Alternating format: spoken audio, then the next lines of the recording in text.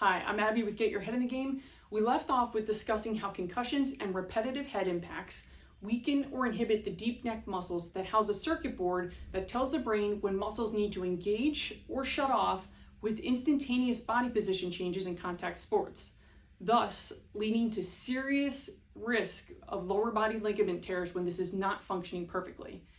In 2022, in the Orthopedic Journal of Sports Medicine, it was published that this correlation between head impact and lower body injury is stronger the higher the level of competition.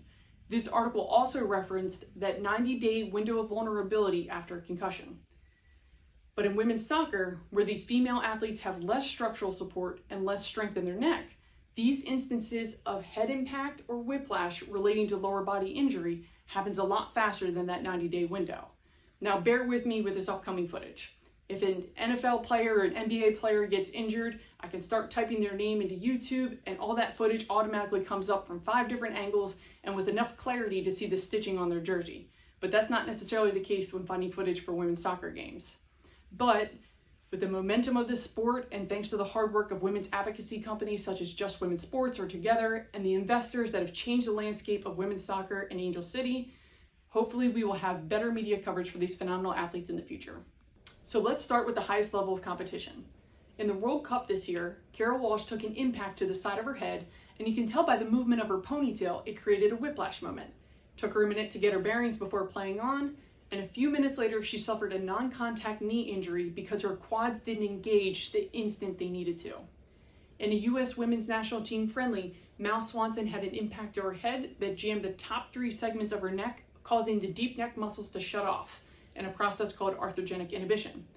A few minutes later in that match, her hamstrings did not shut off the instant they needed to, causing the ligament tear in her knee.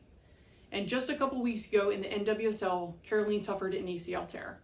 In the match previous, she went full force forward, creating a whiplash moment of her head on her neck, inhibiting the deep neck muscles and relating to the likelihood of the ACL tear in the following match. I know this isn't pleasant footage to see, but I hope this answers why professional tennis players aren't experiencing an ACL crisis. They perform the same amount of explosive movements, cutting, changing direction, but they aren't running into other players at full speed or bouncing their head off the ground 2 or 3 times in the match. It's the repetitive head impacts in women's soccer that are the source of the ACL crisis. The same can be seen in the WNBA.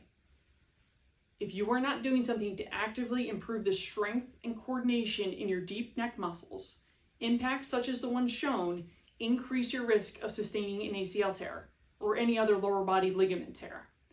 The solution is not to stop contact in contact sports. The solution is to strengthen your neck to make your head a weapon and not a liability in sport-related impact. Thank you for your attention.